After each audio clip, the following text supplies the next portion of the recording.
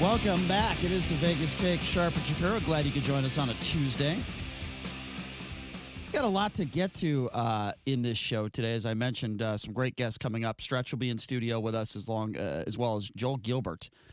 He is the filmmaker of the Trayvon hoax. Why is Trayvon Martin, why is George Zimmerman in the news? Well, Zimmerman decided to sue the family for $100 million. But I'm going to tell you something. I'm starting to be on George Zimmerman's side. I can't believe I'm going to say this, but if you watch this documentary, it'll make you think a little bit. We'll get to that coming up in hour number 2. And Deval Patrick, Democratic presidential candidate, joining us in hour number 3. But right now joining us on the line, we call him Mr. X. We call him the Hollywood conservative. And the reason why we don't give out his real name on the air, sadly, he's afraid that there might be some repercussions. He is a Donald Trump supporter, and he is a movie producer out there in Hollywood. Mr. X, thank you for joining us. How are you? Did I introduce you correctly? You did it great, and Merry Christmas, guys. I don't know if that's offensive for me to say. That's very offensive. I can still say that, but Merry Christmas. Merry Chanukah. Anyway. Happy Kwanzaa. Thank you. Yes. Merry Christmas, Harvey. Thank you, All right. guys. We're going to get to Harvey Weinstein in a second. Mr. X, I want to talk to you first about this Clint Eastwood movie, Richard Jewell. Let me first say that I saw a pre-screening of it. I thought it was fantastic. I really thought it was a great movie. I thought the man who plays Richard Jewell did a fantastic job. And the guy who plays his attorney, I'm drawing a blank right now, longtime Hollywood actor, also and it's Sam Rockwell. Thank you. Sam Rockwell, I think, is fantastic. I enjoyed the movie. My producer thought it was a right-wing movie. I completely disagreed. I think it's just a perfect example of not how anyone on the left, just how the media can ruin somebody's life.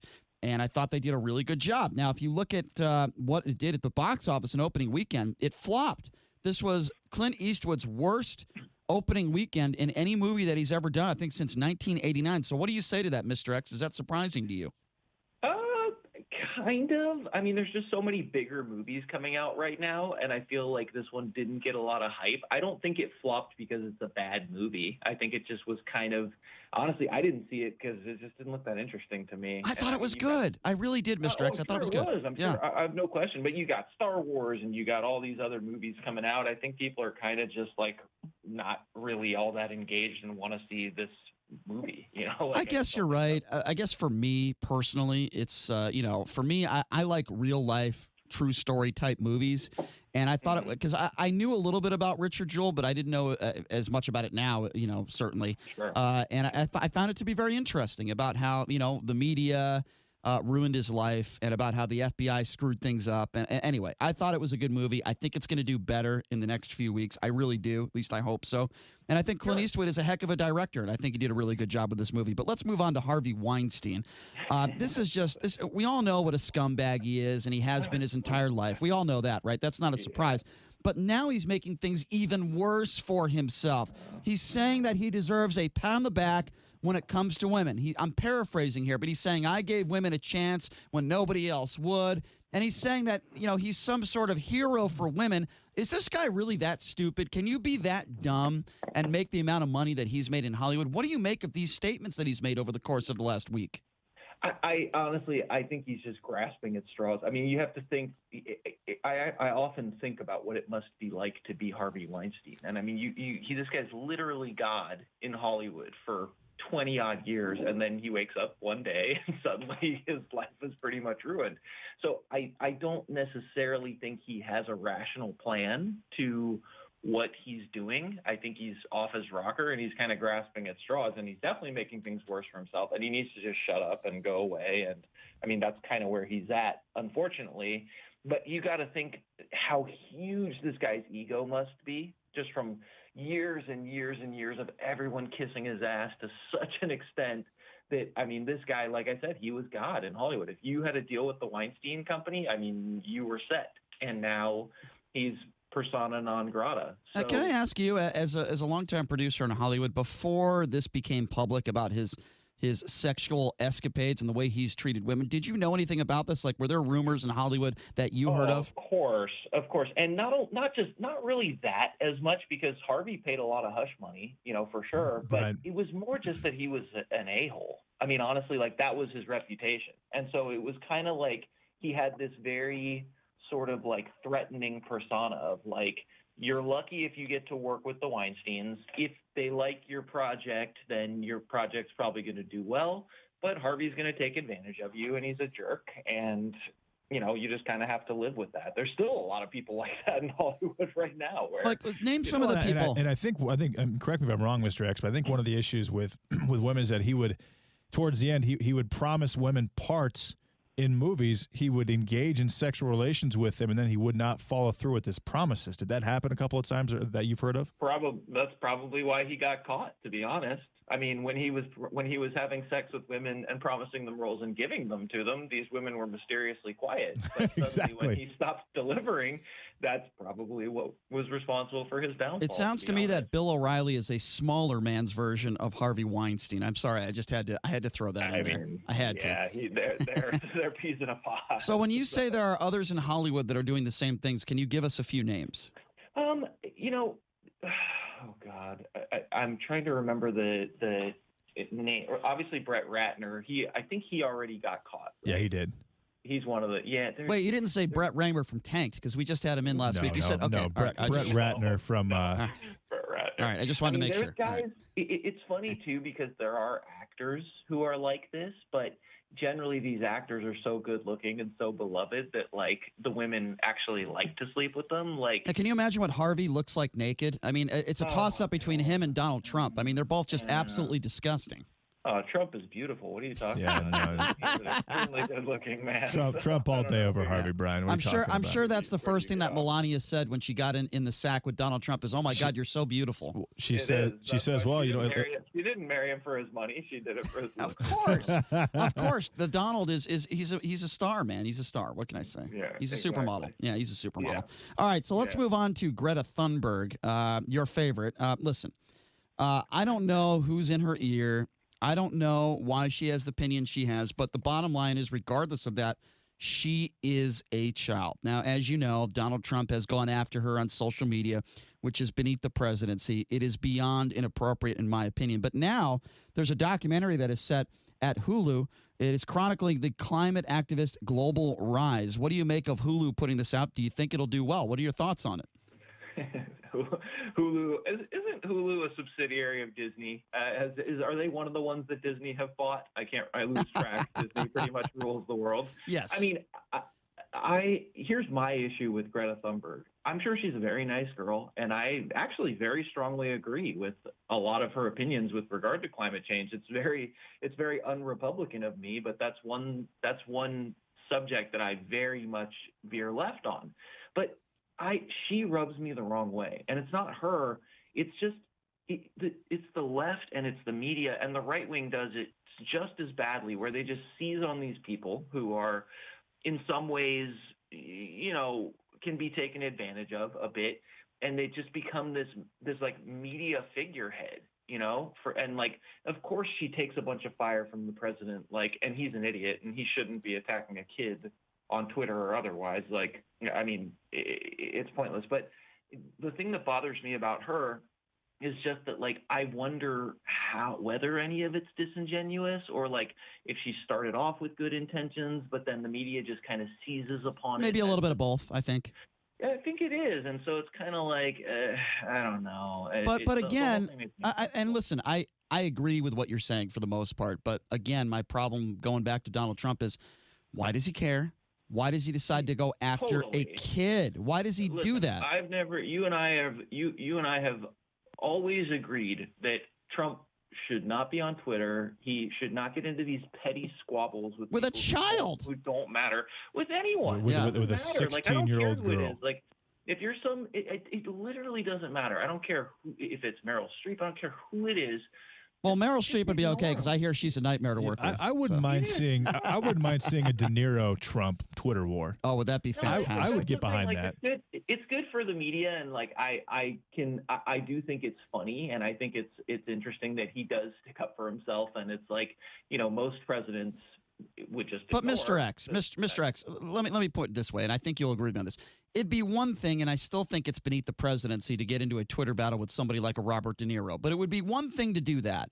Isn't it another thing that he goes after a 16-year-old girl? And here's the amazing part about it. He has no filter in this sense. Hold on. He has no filter in this sense that he doesn't take a step back and say, well, wait a second. Maybe I shouldn't go after her because she's only 16 years old with Asperger's. I mean, Does he not have any filter? Does he not think before he tweets? Because I don't think he does. Yeah, it honestly, like, I do imagine him kind of like just in his little Trump brain, just getting so worked up and going on Twitter, like, going, oh my God, look, is that Greta Thunberg? Look what she said. I got to respond to that. And like, he just gets so angry about this stuff. And it's like, I agree with you. Like, well, why? Like, it just, who cares about this girl? Like, be focused on doing the good things as a president that he has been doing, and ignore all of the nonsense. Like, I feel it's just like, it's just baiting, you know? It's like, just stop, man. And you're right. Like, he's got to be able to go, okay, I really want to respond to this, but this is a girl and she's got Asperger's. And even though this is a total media, you know, concocted garbage story, like, just ignore it. Do you actually think he controls his own Twitter account? Like, he sits there at 73 years old and I do. I imagine him sitting there with his phone, just like in these petty arguments like I get into sometimes on Facebook. Do you think he excuses himself and just goes to the bathroom and sits down on the toilet and tweets 60% of the time? Or honestly, like, I imagine him stepping out of like meetings with the Pentagon to be like, hold on a second, did you see what De Niro just said on Twitter? Like, no, here's what I think. I think Melania will not sleep in the same bed as him. She rarely even holds his hand.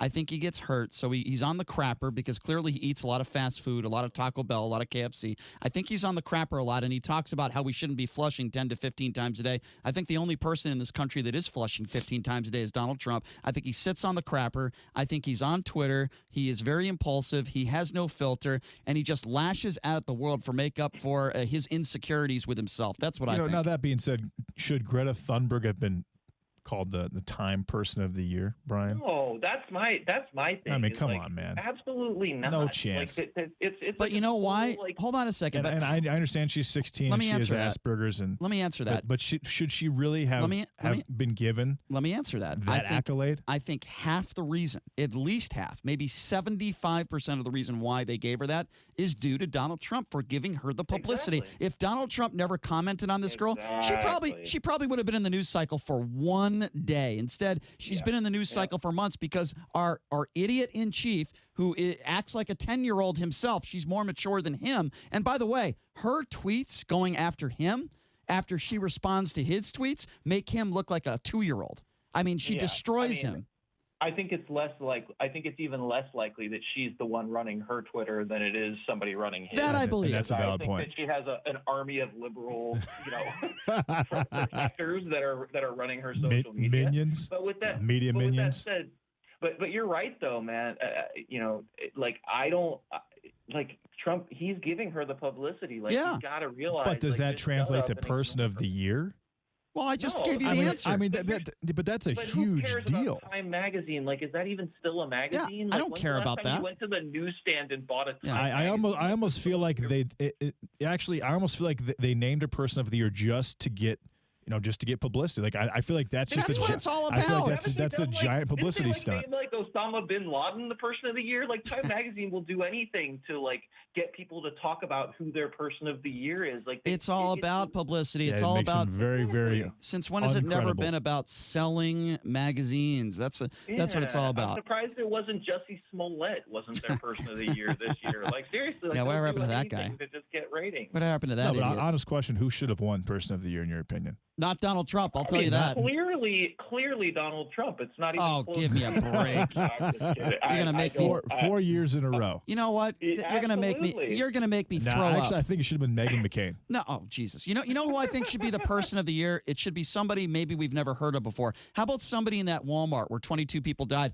who was a hero? How about a police officer who saves lives? How about somebody like a Richard Jewell, somebody who is a hero, or a firefighter that saves a family? Those are the people. I would have actually liked to see be Person of the Year. Who's that? The dog that was part of the raid that happened. I can't remember the dog. I'd be okay with that. That would be amazing. Yeah, I would actually. I'd be fine with Jeff Bezos. Yeah, he had one of the biggest years ever economically. No, absolutely. That's ridiculous. And he's actually donated a lot of money in the last couple of months. I want somebody who risked their life for others, whether it be a soldier, somebody along those lines. But anyway, let's move on to Netflix.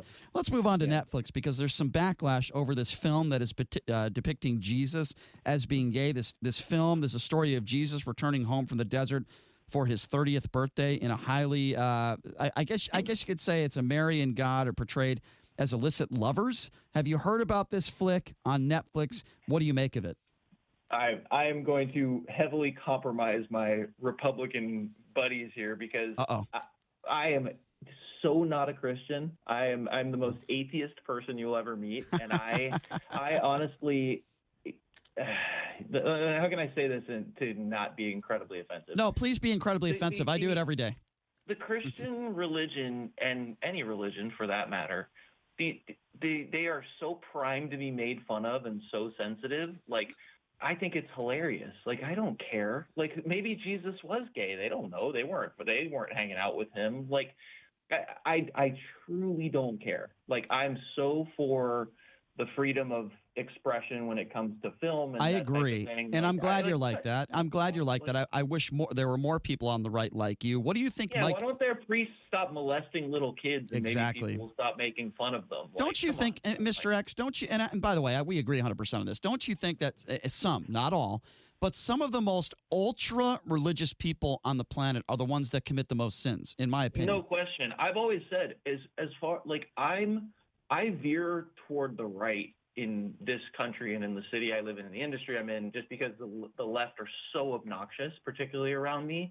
But I have a feeling if I lived in the deep South with all these religious nut jobs, I'd probably be considered a filthy liberal, because I actually do think that the hardcore Christian right are far more actually dangerous. I agree. Than the very hardcore. And a lot of the time, left. they're deviants. I mean, they're closet deviants. Well, the entire, and I'm not going to get off onto too much of a tangent here, but the Christian religion has been so anti-woman for so long that to me, like, this seemed like a lot of just. But I'm not even going to say Christian. I'm not even going to attack Christians. I'm going to say most religions. You can go into a synagogue too, and they separate the women from the men. It is ridiculous. It's absurd. It's absurd, and I do. And what JD just said is right. I think it goes back to the fact these guys just couldn't get laid, and they were mad about women.